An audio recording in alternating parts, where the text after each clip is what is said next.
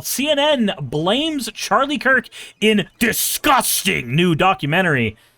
Jesus Christ, they're so sensitive. Anyway. What a freaking loser. These people, it's unbelievable. You almost couldn't make it up. The takeaway from Charlie's memorial service from the assassination of Charlie Kirk is that the real threat is conservatism. Given all of the real factual disadvantages that the Democrats have, because Trump is doing very well, the Republicans are doing very well on just practical policies, and the Dems, you know, are leaving you with sewage and death. How are the Democrats going to spin things? In what way? In what way? Because, like, Trump's popularity polls are in the fucking tank, my guy. What are you talking about? Come November. Probably the most disgusting display I've seen from the Democrats in years.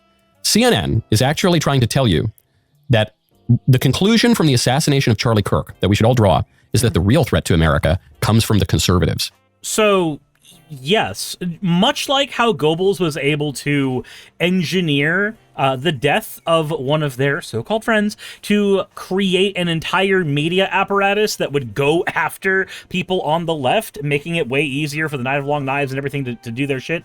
The same reason, or the same way that was propagandized in Germany, we saw the same fucking shit here, basically turning it into a fucking party. Well, for the past several months, I've been working on a special project examining the growing influence of Christian nationalism in America. If you're not familiar, Christian nationalism is an ideology rooted in the belief that our country was founded as a Christian nation and that our laws and institutions should reflect Christian values. Put a pause here. In the lead up to... So it's this crazy belief. Christian nationalism is the crazy belief that America was founded as a Christian nation. You know, like, I mean, could you imagine, like, as if...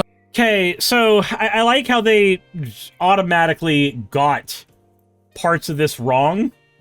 Christian nationalism is not just the idea that this is a Christian nation. Christian nationalism is that this is a nation that should primarily serve Christians. Christian nationalism is more than just the idea that we are a Christian nation, right? We're going to do the thing where we do Google real quick. I love sponsored results. Sponsored results over the Wikipedia results. Fantastic. It is a form of religious nationalism that focuses on the promotion of Christian views of its followers in order to achieve prominence or dominance in a political, cultural, and social life. So, Christian nationalism is not a benign thing. It wants specifically to use the religion as a cudgel to assert dominance based on what other religion says. Now, granted, Christianity says whatever the fuck the Christian at the time wants it to say. That's been a pretty common understanding and a common issue with Christianity as a religion being used as a cudgel. And you can use Christianity to teach fear. You can use Christianity to teach hate. You can use it to teach love. And you can do all of those things from the same fucking pulpit depending on how you feel that day. Vice Rhino says, Dale Patters's freedom of religion means freedom to choose a denomination of Christianity and all that. Yep.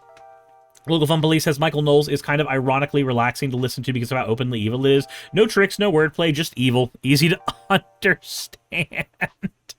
Jesus.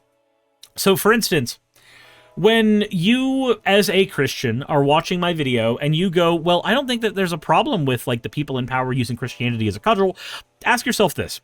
Are you, or do you have a friend that is gay? Because under Christian nationalism, we don't really have gay people in America anymore because it will be used and has historically been used as a cudgel against gay people. It gets used as a cudgel against all kinds of people, but I know for a fact that one of the groups of people that almost always get hurt whenever Christians get in power is anybody from the LGBTQ. Those are going to be some of your primary targets until they can find somebody else. Remember that during the time of slavery, the Bible was used as often as a justification for freeing the slaves as it was for a justification for keeping the slaves. Turns out, a lot of Christian nationalism also tends to be white Christian nationalism. That is not a mistake.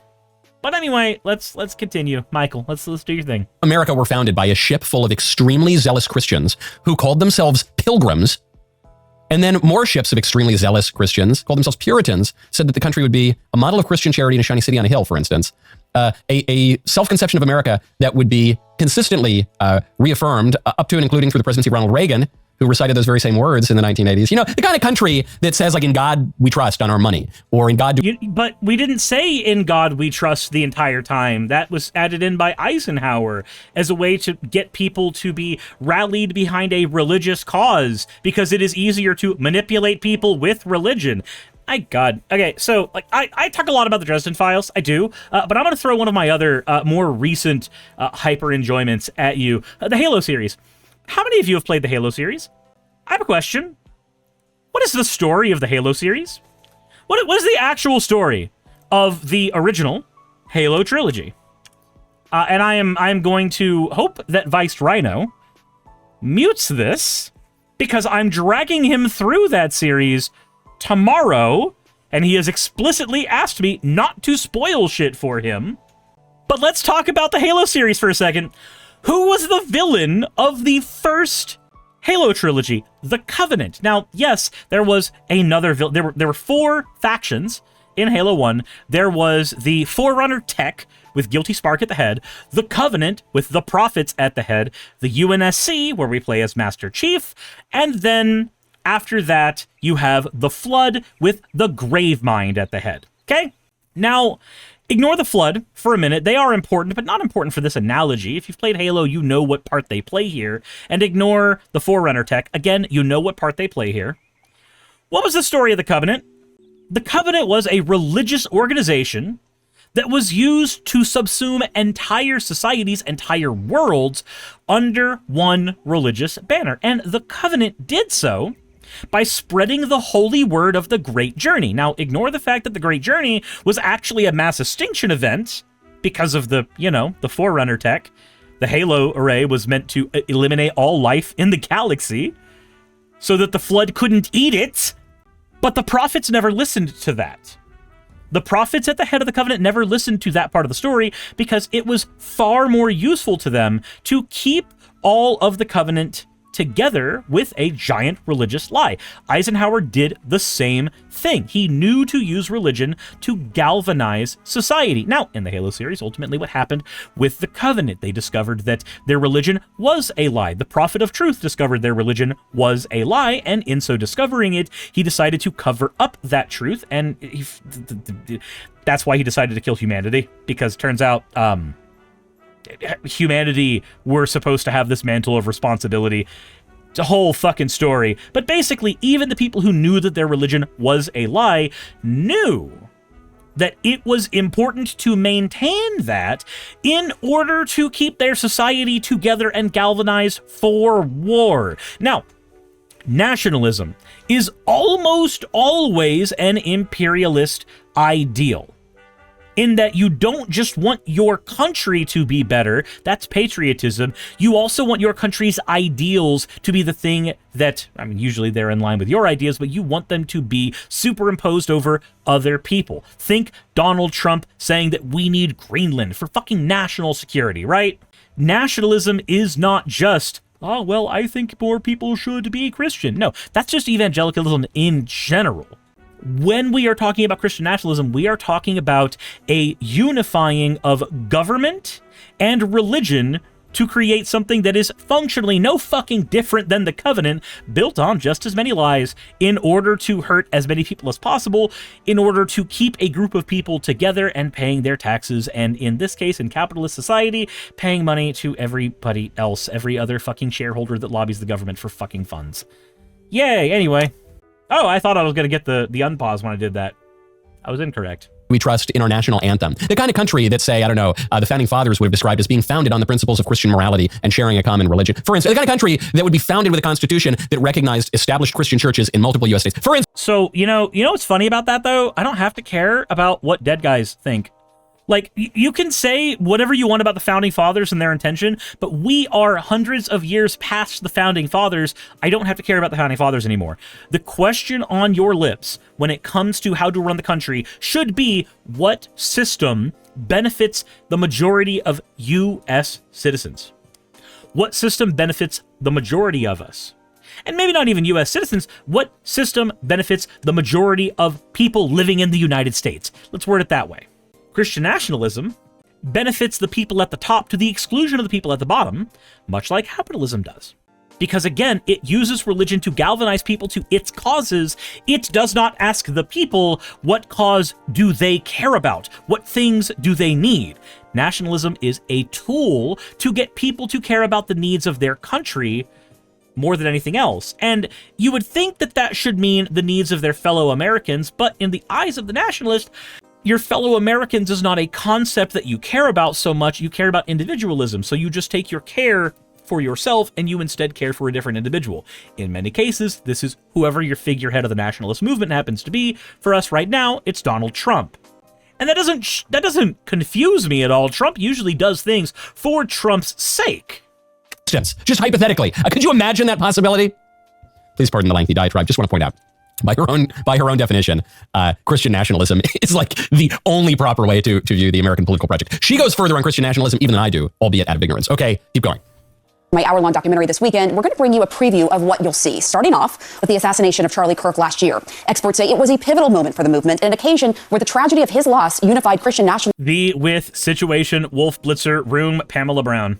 And the Trump Don't open, dead inside. administration as they honored him. September 21st, 2025. America is a nation in grief, a nation in shock, and a nation in mourning. Charles James Kirk was heinously murdered. That young man, I forgive him. Charlie Kirk, a conservative activist and prominent Christian nationalist, was assassinated. It became a rallying call for those who believed in his message. Our greatest evangelist for American liberty became immortal. And it was a call to action. My charge. Guys, please, I beg of you, look up Horst Wessel. Please do. I'm probably mispronouncing his name, but please do. HORSTWESSEL. Please, I fucking beg of you. Pause this video, go Google that, then subscribe to my channel, maybe not in that order, and then maybe check out my Patreon. Again, maybe not in that order. He's the guy that Goebbels made an entire funeral procession for in order to galvanize the nation against evil Bolsheviks. All of you put Christ at the center of your life as he advocated for giving his. Memorial service was one of the most potent examples of this shift in our culture that we're experiencing right now, where a large segment of American Christians are being activated by these ideas, radicalized. Put a pause there. So, I want to show you exactly what's happening here. I know that this is where, like, he also wants to pause, but okay. I want you, for a minute, to turn the dials back to September 2001, to the Twin Towers. Now, if you existed in America at that time, you saw this, like, massive fucking rise in, at the time, we called it patriotism, where the entire country got galvanized for America, for America's reasons. This is the same shit. This is the same shit. Now, I'm not saying that the killing of Charlie Kirk and the events of 9/11 are the same thing. Absolutely fucking not. I'm not. There were far more dead bodies on 9/11, and not a fucking one of them deserved it. That is not the point I am trying to make. The point I am trying to make is how good politicians can be at making sure that no tragedy goes unutilized. There it is. There you're waiting. So you see this guy, this complete loser. You don't know if he's a loser at first. You think maybe he's saying, look, this was a big shift in our culture. This is a big shift in our. I agree. I was there. I was there at Charlie's memorial service. I was there at Erica's beautiful speech. I was there when the entire government came out and they gave these beautiful evangelistic memorials for Charlie. It was just absolutely gorgeous. I was there. He says this was a pivotal moment. And you say, okay, go on. For radicalization. I say, what a freaking loser. These people. That's not him being a loser. That's, again, the point he's making there is irrespective of whether Charlie Kirk should have died, irrespective of how bad this is or isn't, this was utilized. This was utilized as a galvanizing measure for conservatives to radicalize them. There are going to be many people, like we have the meme on the left, right? Where somebody would go like, hey, what radicalized you? For me, it was being homeless. What radicalized you? For me, it was, you know, finding out that my friend was getting denied treatment for cancer. Like that's a huge meme on the left. So this is the same fucking thing. What radicalized you? Charlie. Oh, Charlie. So many people who probably didn't even fucking watch his shit. My mom had no idea who the fuck he was until he died. Charlie's most popular moment in his entire life was the moment it fucking ended. That is the evidence that that was going to be used to radicalize people. I'm sorry. It's unbelievable. You almost couldn't make it up. The takeaway from Charlie's memorial service from the assassination of Charlie Kirk is that the real threat is conservatives. Hold on, wrap it up, CNN, and then I'll get to what this means. First, though, I want to tell you about Preborn. Go to preborn.com. No. Instead, maybe go to my Magic the Gathering channel, go subscribe to that channel, and also click on any link on any video on that channel for the most part, and you will find that I have a sponsor called Manipool. If you like Magic the Gathering stuff, maybe consider subscribing to that channel, and maybe consider picking up some stuff on Manipool. If you've not used Manipool before, you'll get $5 off your first purchase. If you have used it before, it still supports the channel, so that would be really, really cool. Anyway. To stand up for Christians' rights. It's just crazy that, Charlie Kirk and the people like him would ever imagine that they were the persecuted ones. After a leftist LGBT activist shot Charlie Kirk on television. An assassination does not persecution make. Just throwing that out there. The word persecution for a group of people is about another group of people in power using that power to harm that smaller group, or at least that group that has less power. They could be a larger group. A single assassination of anybody in your group, in that larger group or that group that has more power, a single assassination does not magically turn the tables of who is being persecuted where. But Michael Knowles will always sell you on the idea that his group is always more persecuted. It's the Christian persecution complex, after all. And on stream in front of hundreds or thousands of people.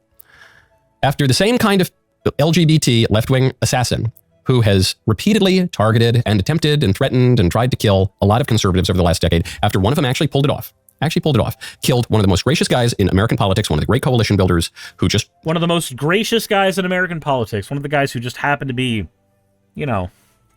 the only reason that Nick Fuentes didn't like him is it was a fucking popularity contest between the two of them because Charlie thought that Nick said all of the shit out loud and that was his problem. I don't know what to tell you, my guy. That's not him being a nice person doesn't change what he did materially, but again, he's doing it for your side, so... Tried to talk it out and have... What were his final words again? His final words were something incredibly fucking racist, but feel free to look him up. Civil discourse, and who was very, very effective. After that guy was slain, and then his heroic wife shows up on stage, and along with the entire Trump administration... Heroic? Wait, hold on. Erica Kirk is heroic? How? How is she heroic? What? I'm very confused. Can you tell me in the comments section? Can any of you tell me what she did that was heroic? Aside from, like, existing as a person who had a husband who was slain? What's heroic about existing? Practically. But led by Charlie's heroic wife, gets up there and encourages what? Retribution, violence, vigilantism, like the left would be encouraging, like the left... Why? So, yeah, she's not going to encourage that because she knows people are going to do it anyway. She knows that the thing to do... She's media trained. She knows the thing to do is to grab onto whatever Christian thing you can grab onto and then and speak that one. And one of the big things that Christians try to advocate for is forgiveness. Perpetrates, no, encourages Christian virtue as a response. Unbelievable beauty. I mean, we were all tearing up at least or crying in the room. And it wasn't just Erica. You hear Pete Hegseth there. You heard the Secretary of State, the Vice President, the President, on and on and on. The entire room encouraging Christian virtue as a response to the left, killing one of our leaders, then celebrating killing one of our leaders, and encouraging killing more of our leaders, as well as ordinary rank and file members. And the grieving widow, the organization that the guy founded, and the entire Trump administration encourages Christian virtue as a response. And CNN comes out with this putrid, disgusting documentary. He's so fucking triggered. Guys, he is so fucking triggered. Look at him. Look at this man. He's so mad. He's so angry. More toxic than whatever excrement is in the Potomac right now. And they say, actually, you know what? After one of us shot Charlie Kirk and then we all celebrated, you know what we need to conclude? The conservatives are the real threat. These people make me want to vomit. And again, So, just out of curiosity, let's say, for instance, I'm not saying America is the Nazi regime, absolutely not, but let's say, for instance, that the Nazi regime, as it were, had a single Jewish person assassinate, say, Goebbels, right? Big guy in the Nazi party. Assassinated him. And then one of their think tank guys decides to go, see, look, it is the Nazi party that is actually persecuted. Look how they kill our leaders. Do you see how that wouldn't make any fucking sense? It would make great propaganda, though, and guess what Michael's really good at? Remember, Michael, you're the guy that said we need to eliminate transgenderism, and then tried to say that that's not a call for genocide. But if I were to say we need to eliminate Christendom, I'm just curious, how many people would we convert before we couldn't get to people that would be able to deconvert from Christianity anymore, and you have to find a different, nay, final solution to get rid of the Christians? You would certainly, and rightfully, call that a genocide. Just like when there was a person who was in my audience that said we need to eliminate all religion. I'm like, okay, cool. That is a call for genocide. That is a call for genocide.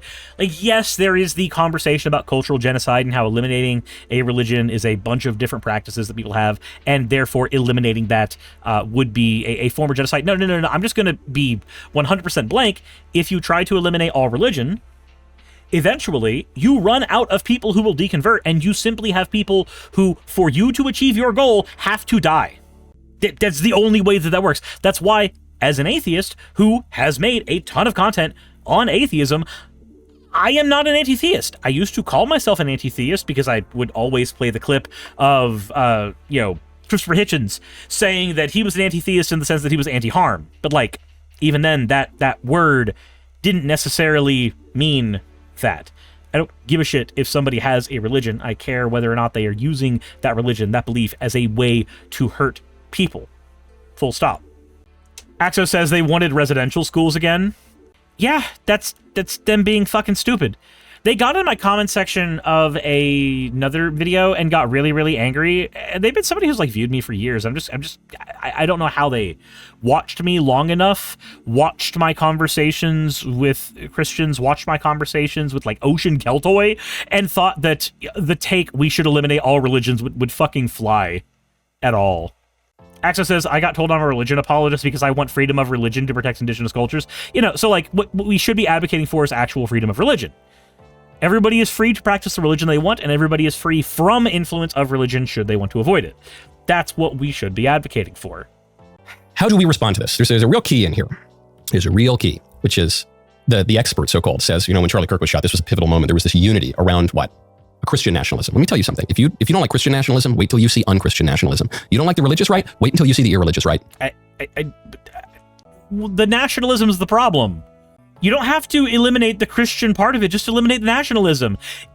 I'm not telling you all to fucking deconvert. I'm telling you to get rid of the goddamn stupid fervor that makes you do stupid shit in the name of dear leader. That's what I'm arguing for. You fucking triggered baby. Jesus Christ. Because you're not gonna like that, I promise you. I promise you that. But they said there was this moment of unity, and we had to stop it. The Democrats had to stop it, the liberal activists had to stop it, the liberal media had to stop it, demons, I think, had to stop it. Like actual demons? I forgot that Michael Knowles is an actual adult child that believes that demons exist. A thing that he has never seen, a thing that he has never had any evidence of, a thing that we have tried desperately over the course of hundreds of years to prove exist and have never once been able to, he believes exist. This is not a very serious person. This is a very unserious person. This is the kind of guy that calls for genocide and then hides behind it not being that. Literal demons had to stop it. They didn't like that unity. And then what does the right do? The right reacts to that, and the right is always infighting, and then there are all these jealous, jockeying people who are always, that's just constantly true on the right, they're always just jockeying for position, sometimes motivated by ideology, often just motivated by personal gain, and everyone's always fighting with each other, and that's not my MO. I try not to get involved in that, because it's a lose-lose. The people who are always trying to do the infighting, they love it when you talk about them. That's what they want. And the people who don't just do it for attention, but the ones who actually are doing it for ideological struggles, there's no benefit to coalitional unity if you talk about it. You don't want to give these people what they want. You especially don't want to give CNN what it wants. Keep your eyes on the prize. Because the left recognizes that unity in the wake of Charlie's assassination, which we had, at least for a little bit, and maybe I think in the real world, we actually substantially do still have that kind of unity, that kind of focus, that kind of clarity of purpose, that kind of clarity of who opposes us. It's very, very potent. And they're trying to take it down. And their real issue is not even with Charlie Kirk or Erica or TPUSA or Pete Hegseth or Marco Rubio or JD Vance or Donald Trump. You know who their real issue is with? It's the subject of the documentary. Their real issue is with Christianity. It's with how it gets used as a tool, my guy. If you are too silly, if you are too unserious to understand that the point most people tend to make in regards to Christianity is that it is used as a tool to hurt people, then that is your own inability to read. I am sorry that you got stuck with Yu-Gi-Oh cards instead of actual books, but you can learn how to read now. It's okay. Christianity is a guiding political principle, which means that their real issue is with Christ. Their real issue is with God. The Dems see very clearly what they have to do to win in November. We should see that clearly too. We should recognize whatever factional, I don't like this person, I don't like that candidate, I don't like this broadcaster, I don't whatever. If it's contrary to common purpose, just ignore it. Just ignore it. And move on and keep your eyes on the prize and stay focused. By the way, folks, if you want to watch... Contrary to common purpose. Well, I'm just going to go ahead and say this. We all, every single one of us, should have a common purpose. And that common purpose is trying to dismantle the reins of power that are currently over us right now. Anyway, links to the DSA in the description. And maybe consider subscribing to the channel. That would be really cool. I would appreciate that. I'm not saying subscribing to my channel will suddenly mean that socialism comes tomorrow. But I wish, but I will say that I will try to advocate for it as best I can. And maybe there is some world in which that actually does help. Who knows? But thank you for watching. Thank you for subscribing if you do. And yeah, I got a Patreon too. I'm probably going to make a Patreon video after this because I am hyped up on lots of coffee. I had an energy drink before the gym. I put caffeine in my smoothie after the gym. And I had a sugar-free Frappuccino before getting on stream today. So I am wired as shit. So yeah, I'm probably going to work off some of that on a Patreon video. Anyway, thank you for watching, and I will see you all in the next one. Hey, you made it to the end. I want to give an extra thanks to the patrons who allow me to do this full time. I want to thank Aaron Rail, Astral, Britzkrieg, Jemshin, Poundini, Red Joker, Victoria, Jonas, Craig, Tarika, Fireshard, Smiling GM, John, Dren Hadamada, Creeper, Sagitta, you know I'm not saying that last part, Sylvie Snow, Valis of Seraph, Ottoman Angel, Rooster Rachel, and Fire Panda, who are all my $20 and up patrons.